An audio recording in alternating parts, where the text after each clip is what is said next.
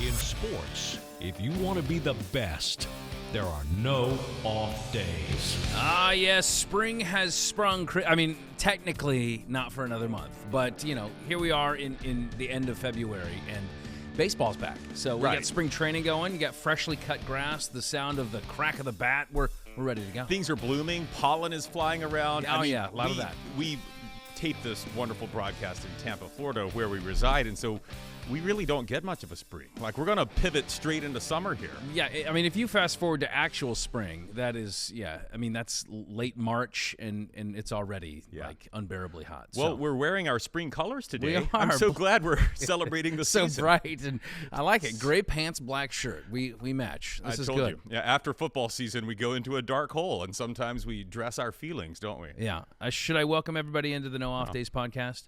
Welcome on in. This back from his darkness retreat, Chris Cato, and I am Scott Smith. And, so baseball's here, but it's a little bit different for our hometown Tampa Bay Rays because they're going to be playing almost all of their spring training games in the Trop. So, I mean, it's nice, from a commute standpoint. I'm sure fans will love that, but it's the Trop doesn't really say spring training. Right. And let's remind people why. This is because their spring training facilities in Fort Myers were damaged. Port Charlotte. Charlotte, that's right, damaged during Hurricane Ian. So they're getting a little bit of a makeover there, and so in the time being, they're at the happiest place on earth, which is Disney's Wide World of Sports. Now, wait, they're doing their spring training games at the Trop. Practice? But their practice. Correct. An hour and a half. Well, once they start playing games, okay, which is this weekend, then they're just going, right? Okay. Are they getting a helicopter to take them from Orlando to Tampa? Because have you driven on I-4? Oh, yes, very recently, in fact, back from Daytona. It's a level of hell that no one deserves, really. I'd rather gouge my eyes out with chopsticks. So now the Rays are going to be stuck in traffic, but hopefully they have a good spring training. Yeah. So the third member of our team here, Brian King, in the booth, BK. Welcome on in. And BK and I actually did that drive back from Daytona and two. So you enjoyed it, though, right, Brian? You're a glutton for punishment. Truth be told, Brian, were you driving and he was sleeping? Is that what was going on? He won't let me drive. Yeah. Have you ridden with Scott when he's driven? No, he never invites me to go anywhere. I get fired up when I'm thinking Daytona. I got to get there quick. Heavy on the gas. So it was a really unpleasant drive for Brian then. No. He drove, so it was good, and we got there safely. Yeah. I tried to get him to draft on some of the drivers in front of us, but he refused. To push your teammate in the Mustang. No, you boys did us proud, though. Great representation of thank you. I appreciate Fox 13 that. There. Glad you were able to fool your way into Media Row once again. Yeah, we totally fooled everybody. We got through it unscathed, and we had a good time. Got to see a little new 500 winner in Ricky Stenhouse. So, but I don't know how much NASCAR we're going to be talking today. I mean, last week we had Eric Almirola on. He was a treat. Yeah, he was. But what do we have on the big show today here, BK? Today we got Ryan Jensen. Yeah. Bucs Center. Back into football. It didn't take long, did it? It didn't. No. Off season. Yeah. Off season is short around here. Yeah, Ryan's coming in. Coming into the studio, so it'd be nice to meet with him. Okay. Find out what he's been up to. Very good. A lot of questions that we can pose to Ryan. Right. Yes, I hope you pose most of them because I didn't come prepared to interview him. No, we're going to boot you out of here. We know you have a big meeting, so he'll be filling your chair. And but it'll only be temporary. Nobody could ever replace you. I'm gonna not get Wally pipped. That's what you're saying. Yeah, no, okay. You're fine. You're fine. Yeah, you're good. All right, so get Brian back in here. You're not getting away that easily. Come on. No. All right, so we got Ryan, and then what do you have in store in our last block? The last block this week is a huge anniversary in the sports world. The Miracle on Ice. That was what 40 How many years ago? 43 years ago. Was it? Yes. Really? I know it's. Where's time gone? I don't know. Do you remember it well? I don't know if I was born then. I remember it. You were born. Barely. You were born. I remember it quite well. Remember where I was, and I actually remember watching it. Okay, so Really? you're going to take us back through your feelings as That's you were watching it. this? We're just going to be 6 minutes of me talking about me watching in my parents' bedroom by myself. How did now? What was the viewing experience like? So take us. I do want to know a little bit of the nostalgia around. Like, were you Really? watching on an old RCA TV with your the pliers to turn the channels? With Close. Aluminum foil on the rabbit ears? Close to it. I was 12, and I believe it was a Friday when it happened, and I tried to get my dad to, hey, this hockey game, America's playing in hockey, playing Russia. I don't want to watch it. I don't care for that. So I had to go and watch their TV in their bedroom, which was just a bad one. And so I sat on the edge of the bed the entire time and kept going into the den and said, hey, you might want to watch this. No, we're good. Really? Yeah. Wow. So by Was myself. there regret afterward? I've never asked them that, but I bet there is a bit of regret. Yeah. I mean, well, if you knew at the time that what you were watching was a slice of history, and that your obviously. son is in your bedroom getting to witness this. Like, Brian's greatest sporting memory was when he was 12 in his parents' bedroom. There you go. Watching on the black and white. Okay. Well, that'll be fun. But anyway, we'll tie that into the final block where if you could go back in time and witness. So it's not just. No, it's not just that. Okay. Go back in time and witness any sporting event, anything you could just, watch. That'll be fun. in history. In person. In person, Okay. yes. Fun. Just be a fly on the wall for, what would it be? Miracle on Ice would be, pretty high up there on. That's such my a list. big question. It so is. I'll do a little research between now and then. I will start Googling When, Googling memories. oh, my favorite memories that Google reminds me of. Okay, There it is. very good. I appreciate it, BK. If you are listening and you would like to watch, go to fox13news.com/nodpod. You're watching, you want to listen or subscribe, take out your phone, zap the QR code in the bottom right-hand corner of your screen, and you like Shoeless Joe Jackson, or better yet, John Kinsella. You'll be emerging from that magical cornfield. Such is our show page, and time stands still there, Chris. All of the shows are there for the taking. Unlike Field of Dreams, though, it does not require any level of magic or belief in the spirit of the game to see the shows. If you actually don't see the shows, it's probably an internet connection issue, so you might want to check that. Yeah, that's on you. So like and subscribe on the audio podcast. Give us a little rating, too. I like how you built that. That was a nice one this week. Yeah, I know. I dug deep. A little Field of Dreams, a little nostalgia for me. Okay, so back to the prior topic. We will dive in just a little bit of NASCAR. I just feel like we need to kind of tie some loose ends up. Yes. So the way the 500 ended. Now, you and I have already discussed this briefly when you said, boy, that was like an underwhelming end. Yeah. So Ricky Stenhouse Jr., he wins this thing, and he wins it under caution in overtime. And, to be perfectly honest, some of these rules I'm not all that up to speed on either. So BK was like, telling me, okay, well, this is why it ended this way. But a lot of fans, I think, have echoed your sentiment that it seems like, you go 200-plus laps and we don't go to the finish line? Yeah, there's no car crosses the line. There's not a checkered flag. And I feel like, this was this is NASCAR Super Bowl, right? Yeah. And I think it's a chance every year to capture some new viewers. And NASCAR has been, it's certainly not where it was 20 years ago in popularity, but it's been trending up each year. But this is your chance. You've got football season's over. You've got a Sunday afternoon here, this great window to capture some new viewers. And so I was watching, and you and I have talked. I'm not the biggest NASCAR fan in the world, but we had Eric Almirola on here, as you mentioned. So I'm watching the last probably 40 laps just to see how it ends up and how he finishes. Latecomer. Yeah, that's me. I'll tune in when it matters. Give me the Sunday at the Masters. Right. I'll watch then.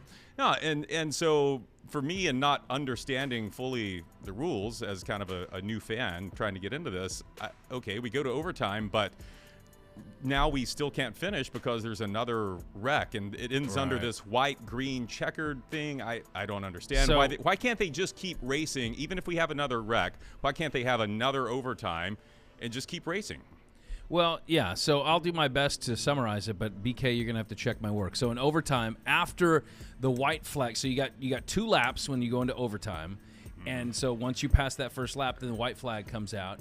And then if there is a wreck after that, I believe that's up to the discretion of the NASCAR officials, right, BK, to whether or not they want to call it. So if it infringes upon the pack of leaders, right? Right.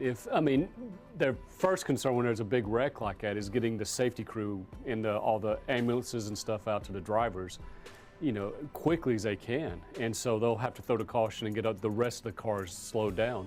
And you can't have ambulances running out there with cars going 200 miles an hour. Now that could be an interesting way. If you want to jazz it up a bit, put some objects on the track. Well, I think we understand that, but why can't you, after the ambulances have cleared, the wrecked cars have cleared? So you're just saying another overtime? Yeah. Why can't we get to the finish line? Two complete laps without a wreck. Yeah. And even if all the cars wreck but 2, at least you have 2. Come on. Give us the argument against that. Well, before that, there was no overtime. So you would, if there was a wreck on the, last lap, that was the race. But in those days too, you would race back to the caution. And so there would be no slowing down. The caution flag would be out, say you're on the backstretch like in this event. But these drivers would still go, 200 miles an hour around the track, and then all of a sudden they're racing to get to the finish line, and then they're having to slow down because they're having to dodge all these wrecked cars out there. So that's not safe. It was some horrible accidents that way.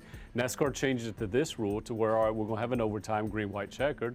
They used to have limits on it, to where, we can only do it once or twice.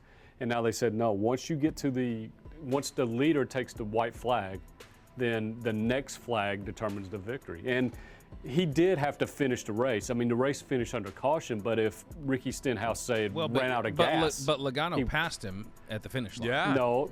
Well, Logano passed him at the finish line, but what the rule is that when the caution comes out after the white flag drops, whoever's in the lead at that moment. Right. So it's not a finish line finish.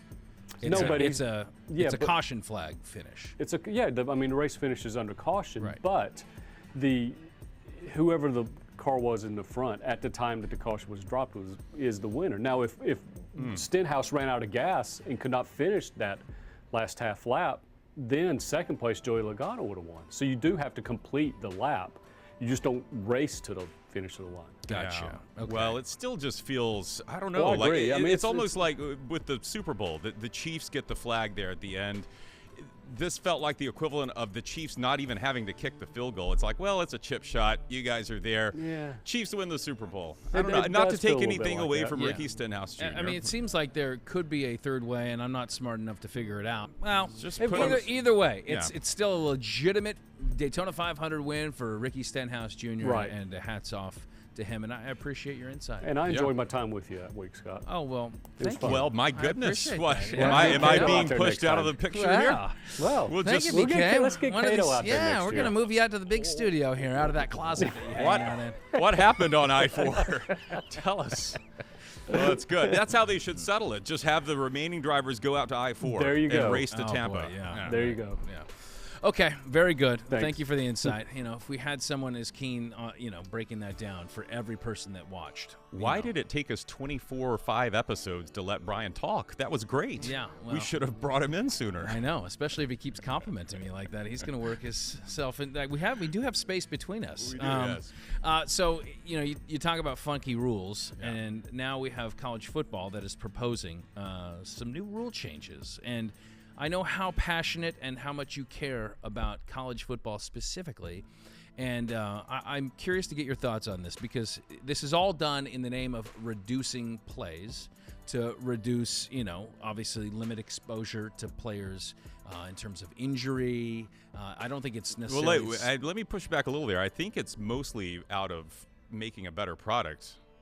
From what I understand. I think it's mostly out of liability, because they are realizing that they're running, NFL averages about 155 plays in a game, where in college football, you have 180 games. Mm-hmm. And these are, not all of them are paid athletes. And, they're also expanding, with the playoff. Adding You're games looking onto at the schedule, potentially like 17-game schedule. So I think that they're just saying, how can we limit the exposure? If we take 15% of a player's playing time away, that reduces risk of injury, that reduces liability for us if players get hurt. And so I think that that's mostly the aim, because from a viewer standpoint, I'm not impacted. I mean, I've never watched a college football game where I'm like, this game is just too long. Yeah, I have a couple. It may not be as entertaining, Right. but it's not usually about the length of the game. Okay. It's mostly about the style of play, maybe out of the teams. But right. But so, do you want to go down some of these rules? And I do. Tell me what you think? Well, give me what you got. All right. So obviously they want running clocks. So one of the ideas is, like in the NFL, first downs don't stop the clock. Okay, so if you do that, they say they had somebody that they actually assigned to monitor like the entire, I think, last football season, and they thought you could lose 7 plays, 7 to 9 plays. So we're gonna subtract 7 plays, and I'm good with this. Do you like that? Are you fine with it? I like it, even though I'm a traditionalist of college football. I like it because, let's face it, college football is now a developmental league for the NFL. NFL has that rule where you don't stop the clock every time there's a first down. So, yeah. But you're not. Are you good with adopting every NFL rule? No, and I'll get to that. But this is a good one, I think, because this one makes sense. I don't know how it became in college football that we stop the clock for a first down. I know the guys have to move the chains, but come on, this isn't archaic now. We have digital markers on the field. So yeah, I like the doing away with the clock. Except there's always going to be a pace of play that is predicated on the referees anyways. I mean, they have to reset the ball whether that clock's running or not. So I'm fine with it. But again, I think my overarching thought is like, I don't care to speed the game up. I don't care to remove plays. But if we're going to do it, I'd say start there. That's a good. And did you add the caveat that this wouldn't happen? The clock would still stop in the last 2 minutes of correct. Oh, yeah. Of a so half. At the end of each half, they would still be able to stop the clock after first downs. Yeah. Okay. So I like that one. So then there's another one, and I do have an issue with this one. Oh, good. Running clock after incomplete passes. Yeah. If they say that if you do that, you'll lose 18 to 20 plays off the game, and that's going to bring them right around where the NFL mark is. But I hate this because I think this changes so much. It does. It would change strategy. Well, and especially since the game now it's all based on pass, right? So every team is a pass first offense for the most part. Yeah. And that rule, and I think there's a lot of pushback against that one. It is too much of a change. And then there's no consecutive timeouts to ice the kicker. I'm fine with that. So. I mean, it never works anyway, does it? Have you ever seen the icing the kicker actually work? I don't know. Well, nobody knows if it works. It's just like, does he really like sitting around? Is that the reason he missed it? Is he frozen? So, yeah. Again, like I don't care. I don't it think happens that's gonna so save, rarely. Yeah, I don't think that's going to save a lot of timeouts. plays. And so they're gonna.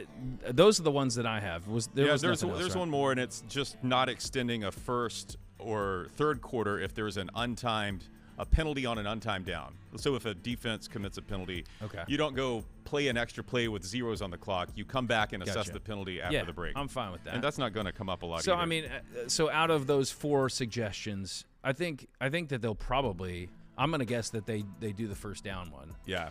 And they'll probably do the no back-to-back timeouts on icing the kicker. And I'm fine with that. It doesn't change the game really at all. Yeah. And if it saves a couple of plays and that's the goal, then I'm fine with both of those. I feel like, though, if they want to – now, you said, again, this may be more about player safety. I kind of sometimes think that that's a liability. A liability, right. Yeah. I think that's what they want you to believe they're doing it for, but it really is about putting a better product on TV that's moves a little faster, a little easier to watch. And so I think if they really want to shorten game time, do away with some of these video reviews that take eons. I mean, there is such a stark difference if you watch football in how an NFL crew reviews reviewable plays and a college crew does. I mean, that's what slows the games down. I agree with you. And I think that probably, I don't know what the staffing looks like, but I would guess the NFL officiating crew probably has more. I mean, they have people that are monitoring that. But there's no reason these big conferences can't do that. Sure. SEC, if there's a questionable catch, not a catch, the league office in Birmingham buzzes down to the field just like they do in the NFL. Yeah, it's a catch. Keep playing. I mean, I think there are some easy ways to speed up the game if that's what we're concerned about that have nothing to do with these rules. I think that's the number one thing that slows college football down and makes it a little tougher to watch, or these video reviews. Sometimes these guys are under that headset forever. I mean, wars are being fought. Presidents come and go. They're still under there reviewing a play. So they're going to discuss this at the end of this month, so February 27th, and then they're going to have a decision expected by March 3rd. So, yeah, my guess is they're going to probably take some of these into consideration, and I think there'll be ho-hum moves. Not really going to impact the game. But, yeah, I don't know. I don't see the need for it. I'm okay with it the way it is. Yeah. But I get it when you're expanding the playoffs, and again, you know how much I care about the playoffs. You're all about the yachts. I want 64 teams, man. So like if it means we're playing more games at the end of the year, then I'm all for it. All right, speaking of NFL, so DK Metcalf, he obviously is a freakish athlete. My goodness. And he participated in the NBA Celebrity All-Star Game, and this guy, he could do it. He's a hooper. He 20 points, 10 rebounds. He was the MVP. Swatting shots, 5 blocks. Throwing dunks down. This guy's all over the court. What happens the next day? What happens the next day, Chris? He gets a text message that he has a drug test, a random drug test. And I think everybody kind of collectively rolled their eyes like, okay, what's this all about? Is it because of what he did? That in conjunction with, as I've seen, I know you've seen now, the viral video of him leaping into a different stratosphere. Right. Yeah. So these things happen. He does this superhuman leap, and we could talk if it was edited or not.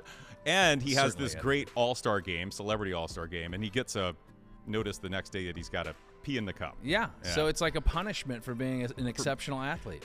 You can't just be that good. Here's the issue I have with the drug test, and this was specifically for performance-enhancing substances, right? This is what the test. That's what the message he received said. Yeah. Okay, so you play a great game, you make this video where you do this great leap. You got to be on something. You must have.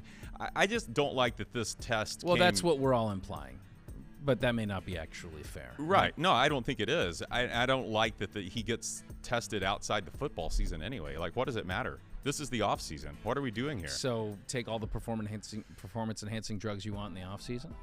Is that the message? No, not that. But don't hit me with a test like over 1 week after the Super Bowl ends when I've just, as you pointed out, done these amazing things on the basketball court and in the video. Have better awareness, I think, would be my point here of when you're telling this player that he's going to get tested. Well, but what's that message then? It just smells like they did this to A.J. Brown during the season last year after he had a 3-touchdown game against the Steelers. Right. He gets the random drug test notification the next day. It just doesn't. It does feel like low-hanging fruit. It's like, whoever's in charge of conducting these random tests, and I don't believe it's headed up by the NFL. So I think this is like a third party that does this. So who knows? Maybe the guy that's like tasked with finding that random person. He's probably not drawing names out of a hat. He's probably like, okay, let me just comb the headlines here. Oh, DK Metcalf did something crazy. His fantasy football opponent had A.J. Brown, and he lost. So, we're going to test this guy. Bring him down week 9.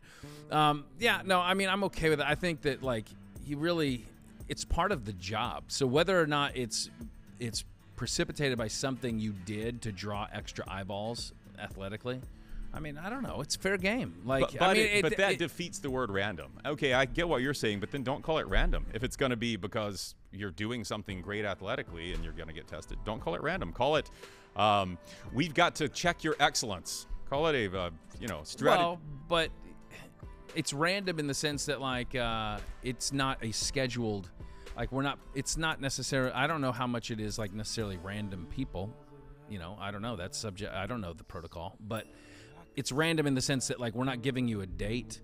Hey, on this date in April 20th is your drug test. Oh. All right, so make sure you're ready for it. So it's not like that. I feel like it should be random selection. You're saying it's not random selection. I don't know. I have no idea. Where's the randomizer? Let's bring the randomizer. Yeah, that's what it ought to be, here. Just get that little. So do you think the video is real of him leaping and catching that football? No. No, I don't think how I can't see how you could watch that and think it's real. I think it's real. If so, then he has the greatest freestanding jump or whatever, however you call that, when they do the. Yeah, I think freestanding is a good. It is. He was standing free. He was levitating. Yeah. There was a point where it was like he was floating. Actually, if that's the case, then I don't know why you're not throwing it up. Well, that's what I was going to say. We thought Geno Smith had a good season last year, but turns out he should have been throwing. DK can fly. 50-50 balls to this guy. Yeah, no, that was. I think it was real just because of. Have you looked at this DK Metcalf? Metcalf. No, Have you seen what he can do? He's pretty good. Why would we doubt that he could fly into the next stratosphere? Yeah. Well, Chris also believes that Tom Brady threw a ball back into the Jugs machine. machine. And hit a 60-foot put. Yeah. No, that's another point. Thank you. That some of these videos are clearly staged and edited. If you watch the video too, I think you're being tricked a little by angles and how his body contorted, his legs flew up and it looks like he's 6 feet off the ground, but when you look at it, he's just 5 feet off the ground. Okay. Yeah. Well, you at home, I guess you can Google it now, and you can be the judge. All right. What do you say you take off for a little bit? Okay. And I bring someone to keep that seat warm. Please do, and make sure it's a body that's good at protecting. So protect my seat, right? Oh, yeah. He'll protect Okay. it. Yeah, he'll protect it all right. All All right. right. Very good. I'm gonna go have a sandwich. We'll see Okay. you later, Chris. Time for our guest. He's a 10-year NFL vet, the last 5 in Tampa. A Pro Bowler, Super Bowl champ, Bucs Center Ryan Jensen is our guest in studio. I love it. I know that we're like just weeks into the offseason. What is like the MO here at this point in the offseason? Is it just like straight hibernation? Is it vacation? What's on the agenda? Yeah, for me, it's just kind of relaxing, decompressing from the season and getting into that off-season flow. And here before too long, be heading home to Colorado and getting some relaxation in. What's the weather in Colorado right now? Right now, it's probably about 45 degrees, a little bit chillier than here in Tampa, Florida. A little bit chilly. I mean, that's like go open your attic winter coat here in Florida, but no, that's beautiful out there. So we have a big off-season announcement for you. You have now become a co-owner of an off-the-field pursuit, HGC, going into business with your good buddy Garrett Gilkey, played for the Bucs here a couple of seasons back, 2014, 2015. But it's HGC Design Build, right? So this is construction. This is a totally different realm for you. Yeah, definitely. It's a completely different realm for me, for my background and everything. But meeting Garrett over 14 years ago, actually competing against him in college, which is pretty incredible considering we both went to a Division II school in the same conference. Both got drafted and became very close friends. And now we're going into business together. HGC's been around for about 5 years now here in Tampa, and some exciting stuff. We're getting ready to expand out to Colorado, Nice. my home state. So it's exciting. Yeah. What's it like to go into business with a good buddy? I mean, I know that people say, don't go into business with friends, but you guys are like super close. So how did that conversation go about? Did he have to sell you on it, or was it like, hey man, I want a slice of that, let me in? Yeah, no, there wasn't much selling on it, honestly. Yeah. Just seeing what he's done with the company over the last 5 years here in Tampa has been incredible. The things he's done in the community, the business plan, everything like that. It was a no-brainer for me. He's got the playbook. And he wants me to lead the front out in Colorado, and I'm excited for the opportunity. And it's going to be I think it's going to take off and bring beautiful homes and houses out to Colorado. Well, and if you check out the website, I mean, some of the pieces of work that you guys have already done, I mean, it's really nice high end stuff. Is he a design guy by nature? Like what was it that attached him to this? And like is he? I mean, did he always have that in his mindset? Yeah, I think that was a little bit. Actually, when he got hurt here, tore his knee up on the field back in like 2015, I believe is when it was, or 2014.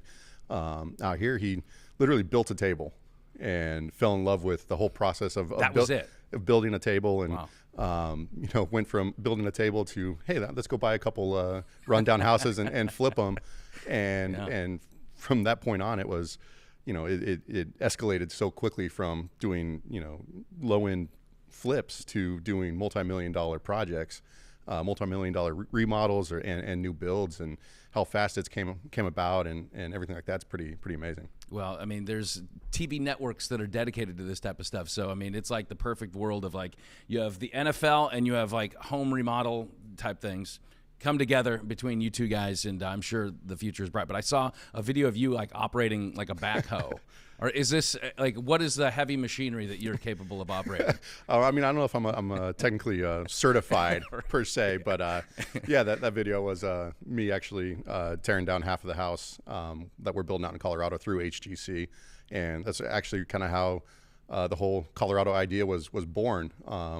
About 18 months ago, I bought a property and I flew Garrett out because I wanted him to check it out and came out, checked it out, and said, "No, this is great. Let's build your dream home out here." And we started that, and everything just started to fall in place with all the general contractors that we found out there. And you approached me about 8 months ago and was like, "Do you want to do this out in Colorado?"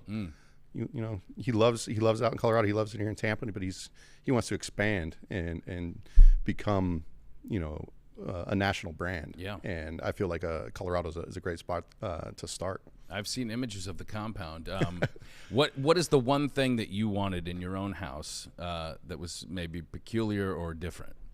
Peculiar or different? I mean, there's a couple different cool things. Do you have a train set? Like, remember the show Silver Spoon? Like Ricky Schroeder had an inside of his house. He had a mansion. It was like a train that would go from room to room. Anything crazy like that? No, I don't think there's anything too crazy like that. I think we're going to do a little bit of a John Wick kind of vault room. Maybe a little whiskey cigar room. Nice. That's something that's going to be one of my cool little nuances in it. Absolutely, yeah. That would be solid. You need ventilation for that. If it comes down to like business decision needs to be made, you and Garrett aren't seeing eye to eye. Can I recommend maybe like one-on-one pass rush drills to settle who gets the final say? Who would be a better defensive lineman, you or him? I think at peak. Let's give him credit. I would say probably me. I was always a little bit more athletic than him. And he's a tall fella too. He's what, 6'6"? He's 6'6", 6'7". So yeah, he's get a him leverage. Yeah. You get underneath them. Well, that's exciting stuff, and we'll have more on that in just a moment. But I gotta circle back to the big offseason news. Your reaction. Tom Brady's video comes out, announces his retirement. A very unceremonious announcement. Were you as surprised as everybody else? I mean, I don't want to say I was surprised. Maybe a little surprised on how he announced it, but I think after what happened last year with it getting leaked and all that, he wanted to do it on his own terms and his own time. And it was obviously bummed. Love playing football with the guy, and he's pretty good at it. So but no, the news is when it hit, it's one of those. A little piece of football died a little bit on That's true. That's true.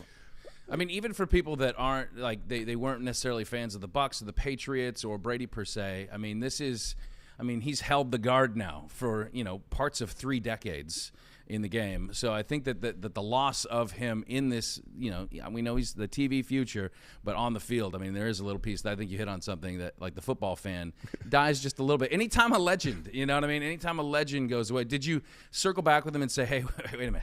I remember last year at this time. Are you sure? Are you 100% sure?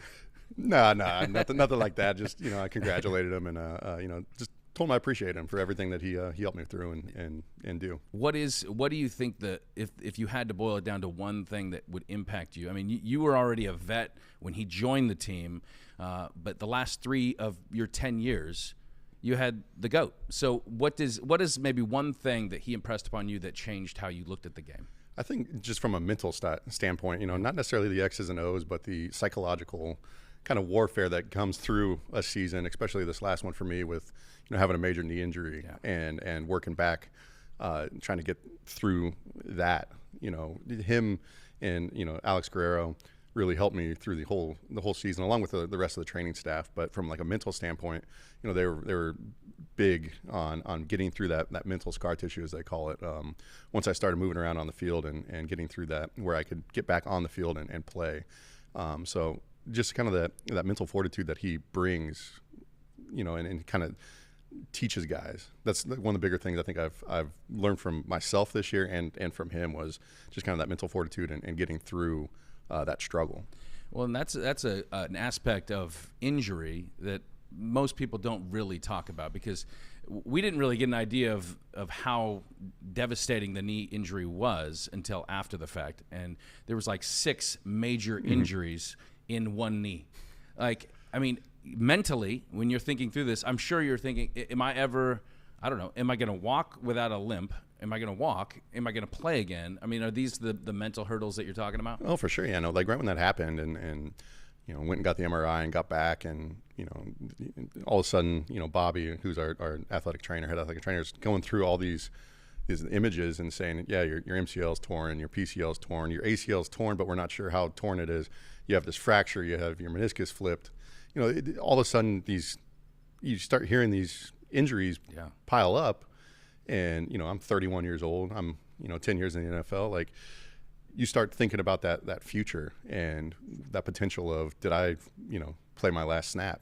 And it's a mental battle, and it's an emotional time, and getting through that and figuring that out was a huge hurdle, because there's so much uncertainty with what's going on. You have doctors saying that you need a full knee reconstruction right now, and then you have the doctor that we end up going with. He goes, no, give me 6 weeks, Really? and we can give me 6 weeks. We're gonna get you immobile. We're gonna try to get your MCL the scar in, and go from there. He goes, I have a history of fixing these types of injuries without surgery.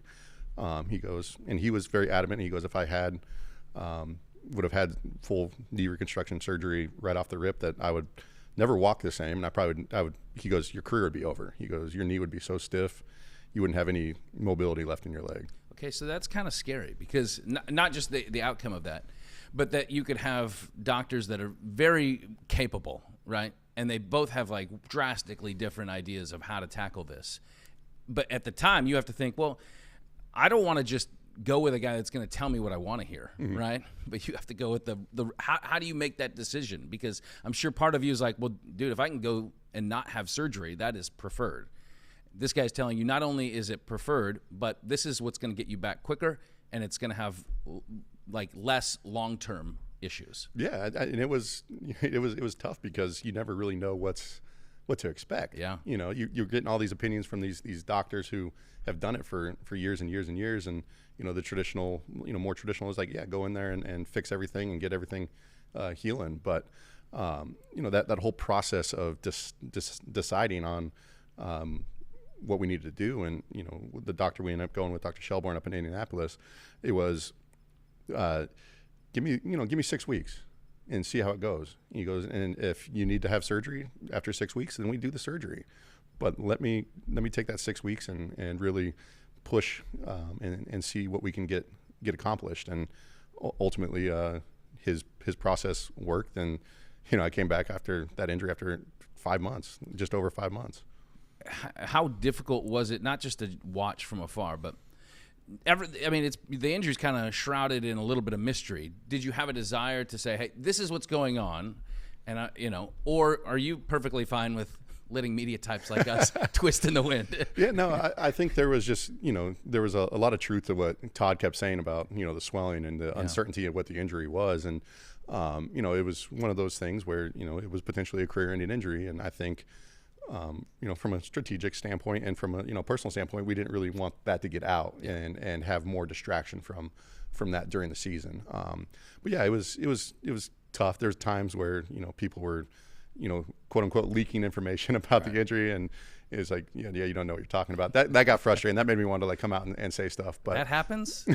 Wait, no. What? No. But no, it was quite the adventure of getting back from that. So, miraculous comeback, and to be out there on the field. I know the result wasn't what you guys wanted, but I watched you in pregame warmups to kind of see, through the face mask, how the emotions, and it's hard to tell. But what did that feel like for you to be out there with these guys? You had been wanting to be out there all season long, and now here we go. It's go time. Yeah, after I think at that point that was my 93rd start or 92nd start, but it felt like my first. The way running out on the field and just that emotion of you do it so often and you do it so many times in a row, and then all of a sudden that experience gets taken from you, and then you have to work so hard to get back, and you get to experience that again. It's like it was like becoming a kid again, and just the excitement of Christmas morning when you're a kid. It was running out on the field, hearing people yelling and screaming, and something that people take advantage of at times. I think that excitement and how crazy it is what we do for a living, and it was just it was a great reminder of how cool, and how hard, it is to be in that position. Does it feel normal now? Does the knee?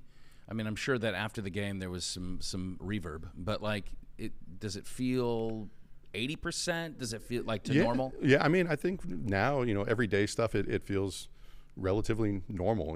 It's stable. There's no pain, when I'm walking or running or anything like that. So now it's just, really focusing again on getting all my strength back and all my mobility back, and just keep pushing forward. So, quick look at the future. We don't know exactly what the team's going to look like. Obviously, there's some salary cap issues that need to be figured out with this team. But right now, Kyle Trask is the only guy under center at quarterback, under contract at least. What have you seen from him? Because very, very limited tape, right? But you see him every day out there in practice. What is Kyle Trask? Yeah, no, he's a hardworking kid. He's taken the last couple of years, especially learning from Tom and taking that information and starting to apply that. And his rookie year to his second year, there was I think some big jumps from a practice standpoint. Watching him, the way he practiced, the way he relayed information and stuff like that. So, I think he's a young kid who's taking the proper steps to potentially become that guy. Yeah. Well, the future for the Bucs is going to come together here. I'm sure soon we're going to start to find pieces. Coaching staff needs to be filled out, but you're still going to be a part of it, and that gives a lot of Bucs some peace of mind to know that the guy in the middle of that offensive line is coming back for another year. It is HGC Design Build. You could go to the website, right? What's the website that people can check out? HGCDesignBuild.com. Okay, very simple. And you can see all the galleries of work that Garrett and the team have done. Can I just, if you guys have any type of warranty on your work, my idea is pocket protection warranty plan. What do you think? I mean, we got to find a cheeky way of tying it into football there. No doubt. I think that's we'll take that into consideration. Good stuff. He's launching the business out west and a new venture off the field, and we're looking forward to a great future on the field as well. The great Ryan Jensen on the Nod Pod today. Thanks, Ryan. Appreciate you. Insightful discussion with Ryan Jensen. You're going to have to go back and download the podcast to actually listen to it, Chris. But it won't let me in. I've tried many times to scan that QR code of yours, and it doesn't work. It keeps sending me to a pay site. There's certain people that have been randomly selected out of being able to retrieve the episodes. All right, let's bring BK back in, and you teased it off the top of the show. We're talking favorite moments in history of sports that we would like to go back to and catch live. Yeah, I mean, it's the anniversary of the Miracle on Ice, and I always thought how cool it'd be to go back in time and see that event. So I was wondering, if you could go back in time, what sporting event or any event would you want to see? Well, first off, let's do BK, sporting event. Is that you? Is Miracle on Ice yours? Miracle on Ice is up there. I would say, maybe like something really historical, like Jesse Owens at the 36 Olympics. That would be something. Or like Joe Namath, Super Bowl III. Yes, I was thinking about that one. Were you? Okay. So, be a good one, yeah. Or I like to see Scott play college football. Yes, I want to go back to the worst game of his career. And heckle him. He hit the quarterback late, and then he muffed. He could have covered a fumble, and I want to see that one. Get off the field, you bum! Who's this mean old guy? Yeah, and why are his clothes so futuristic and awesome? What's Metallica? Yeah, no, that was around even back then. Yeah. Okay. All right, Chris, do you want to take that? That's tough. I'm glad Brian gave us a heads up so that I could Google some memories. No, the first thing I thought of was Miracle on Ice, but you brought that up. And then I also thought, well, I wasn't really into hockey then, but I know this is present us going back in time and appreciating a moment, whereas people in that moment might not have even realized the significance of it. Yeah, you're a time hopper. Yeah, exactly. So my first question is, can I place a wager with a bookie if I were to travel this back guy, in time? I swear. Because if that's the case, give me Mike Tyson and Buster Douglas. We already saw that movie. That was Back to the Future 2, okay. Right? Didn't you do that? I will probably start with Tiger Woods winning the Masters in '97, hugging his dad. That would be good. I think that'd be a good one to be there on the green for. His first ever that's major championship. Yeah, and then you took with Joe Namath and the Jets winning that Super Bowl. That was a good one. I'm selfish, so I'm a huge Alabama football fan. I would love to see the 1980 Sugar Bowl, I believe, Brian, goal line stand against Penn State to win the national championship. Joe Paterno's Penn State, Bear Bryant's Alabama team. That'd be pretty cool to be there in person for that. And that was in New Orleans? Yes. Okay. Yeah. All right. Yeah, I'm surprised that BK didn't have an Alabama memory that he would like to go back and I bet he has several. firsthand. Oh, one more. I thought of a good one. Frazier Ali, 74, Madison Square Garden. It went 12 rounds. Yeah. Yeah. I was thinking that too, but I wanted to see the Rumble in the Jungle with Foreman. I think that would have been cool. And it's in Zaire. Yeah, okay. Africa. You've always wanted to go to Zaire. I mean, I just think that setting would have been amazing, you Yeah. know, and it was a classic. So, yeah, that would be up there. I mean, for me, I obviously grew up a Detroit Tigers fan, and so the lasting memory is the '84 World Series. I grew up watching my dad, had that series on a VHS tape. Yeah. Along with a couple movies, I believe Ghostbusters and Rear Window. Okay. Is that the Alfred Hitchcock movie? A couple of classics. Yeah, and Okay. Vertigo. So Yeah. I grew up watching those. That was the only cassette tape that we had. So I would watch reruns of the '84 series. But yeah, Game 5, Kirk Gibson, home run, Tiger Stadium. That would be my number one. I know that does nothing for anybody else outside of Detroit. I think the Babe Ruth called the shot. Just to see, because I think that hasn't there been like some was he uncertainty pointing whether at the or not pitcher? he actually Yeah. pointed. So, and So that you was a would World go back Series. this would be the journalist you going back to see if he really did call Well, the no, shot. I mean, to me, like the coolest thing would be to go back and watch one of those old timey baseball games, to see Babe Ruth in person, to Yeah. see like a Ty Cobb in person, like that would be super cool. Yeah. Like, so it's more than just the event itself.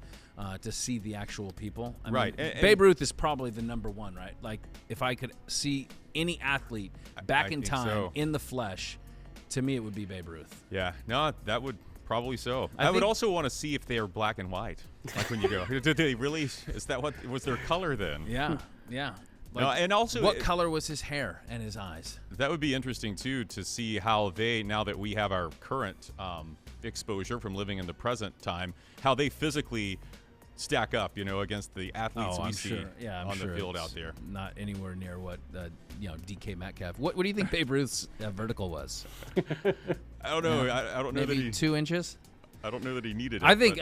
I think seeing Lou Gehrig's farewell speech would be Ooh, cool. good. I mean, you talk about like chills to hear Yeah. that. I wonder if it was as echoey as it came across in the videotape. Probably not. Yeah, No. yeah. I gotta wonder too if I don't know what the gas mileage or the lease mileage on our time machine is, but could we go back and watch some really ancient sport, like maybe see a Greek wrestling? How about a joust, like see in medieval times, like Yeah. like you don't. I don't think was that for sport, or was that like to think that settle was- like unpaid debts? I believe you could use it for either. You stole my cistern. I'm not saying and I now want to I'm see. going to joust you. I'm not saying I want to see humans die as sport, but it could be very interesting. Oh, that's a fun little thought experiment, BK. We appreciate that. Yeah. Y'all had Okay. some good ones. Well, on that note, can we say goodbye to everybody? Let's do it. Yeah. we have. Did you want to go back in time to any point in this podcast and maybe make things different? If I could I belay could my, think of a couple things in this podcast we'd go back and have you change. I want to specifically. edit out my comments about the XFL and how it's the greatest gift of football. And it's gone. There we go. Good stuff. All right. To watch full-length episodes of this here podcast, head to fox13news.com/nodpod, or that's that QR code. Works for everybody except Chris Cato. You can subscribe on iTunes, Google Play, Spotify, and Stitcher. Get us every week in audio form. And, of course, find the show on the social media pages as well. It's like Bill and Ted's Excellent Adventure, you and I. It is. Or is it the Bogus Journey? It's the real either way, question. it's excellent, and it is party time. Excellent. All right, very good. Until the next time we are on, there are no off days.